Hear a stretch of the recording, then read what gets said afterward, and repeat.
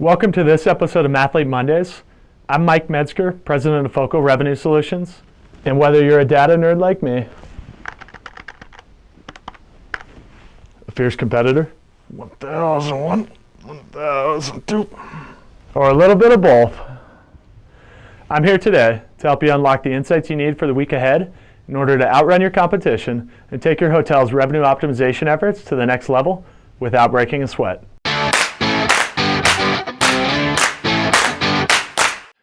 Now in this week's episode, we're going to talk about a few ways in which hotels can increase their ADRs without raising their rates.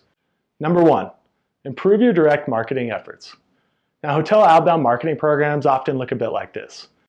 We realize that the week between Christmas and New Year's is pacing more slowly than usual, and we're not sure that our expected booking levels will allow us to reach our goals. Now we rushed to put together an extended stay Christmas package and quickly fire it off to an email marketing campaign to a segment of our database containing past guests within a 300-mile radius, assuming that offer might be attractive to those within driving distance. However, of those email blast recipients, a few are already staying at our hotel over those dates, many only stay with us when traveling for work and have no interest in leisure travel, and most have already booked alternative travel plans because they haven't heard from us in 9 months. And the remainder, they don't even celebrate Christmas. Now the challenge with this approach, we've marketed according to our needs rather than considering the needs and desires of our customer base. While they may have enjoyed prior experiences with us, we've annoyed them by sending them an offer that has little to no relevance to their travel preferences. As a result, we can hardly be surprised when they click unsubscribe and continue on about their day. An improved outbound approach starts with understanding your customers' booking behaviors and travel preferences rather than simply focusing on geographic and demographic information.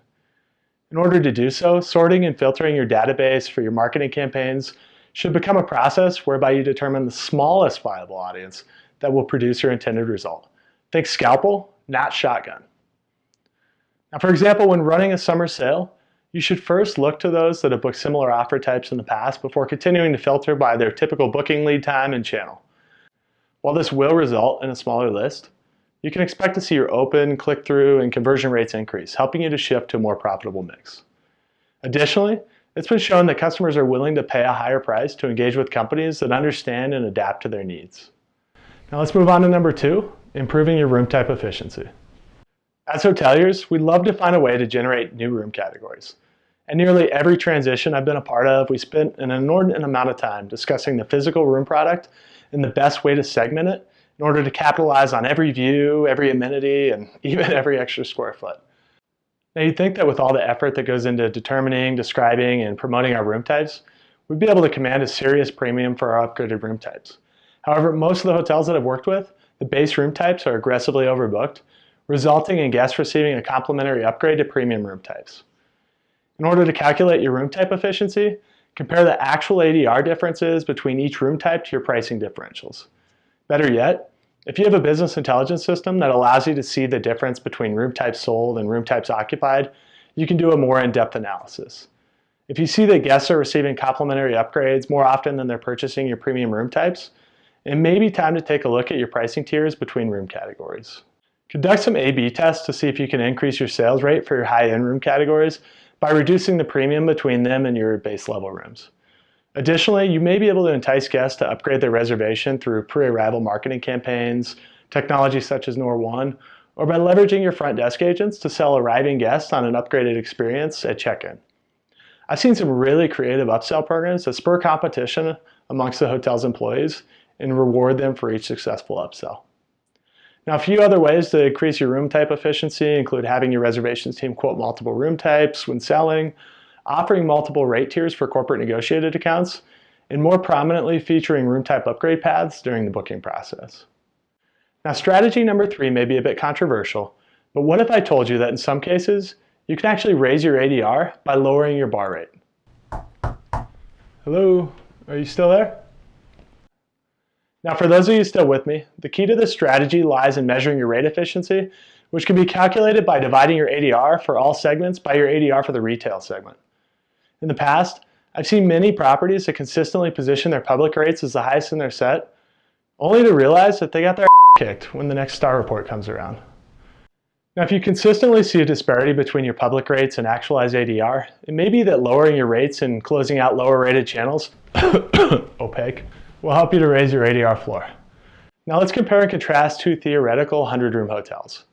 For simplicity's sake, let's say they both sell out entirely with transient business. Hotel A books 25 rooms at a best available rate of $250, 30 rooms at a discount rate of $200, 15 at a corporate rate of $187.50, and 30 rooms at an opaque rate of $125. This assumes 50% off after factoring in the commission, which is likely generous. I've seen take-home rates as low as 30% of the best available rate. Now Hotel A sells out at an average rate of $188, resulting in a rate efficiency of 75% and revenues just shy of $19,000. Hotel B, on the other hand, notices that their rate efficiency has hovered around 70% for the last few weeks, and they decide to experiment with a more aggressive public rate posture. They reduce their best available rate by $30 while closing out their opaque rates, and as a result, more guests book their bar and discount rate plans, leading to higher ADR and revenue production. By generating nearly $400 in additional revenue per night, Hotel B is able to generate an additional $140K over the course of the year, all of which falls to the bottom line. Now, I'll admit that this strategy may not be right for everybody, and it is a little bold. Your GM and your owners may be skeptical that lowering your rates will improve performance, and as a result, it's important to focus on A/B testing and tracking the results of this strategy over like dates and lead times in order to assess whether it's provided the intended impact. It's also important to keep an eye on how the competition responds to any changes to your public rate posture to ensure that you don't trigger a price war. Strategy really tends to work well when deployed selectively over limited dates and booking windows. Now, these are just a few ways that you can raise your ADR without increasing your bar rate. I'm sure you can think of a dozen more, so please feel free to drop us a line or leave a comment with your favorite way to raise ADR without increasing your rates. At Focal, we're keyed into helping our hotel partners improve their revenue optimization efforts by obtaining actionable insights more quickly. If you have any questions or if you're interested in discussing the subject further, please feel free to reach out to me directly at mike@focalrevenue.com or via telephone at 970-471-6722. Thank you for joining me, and until next time, good luck out running the competition.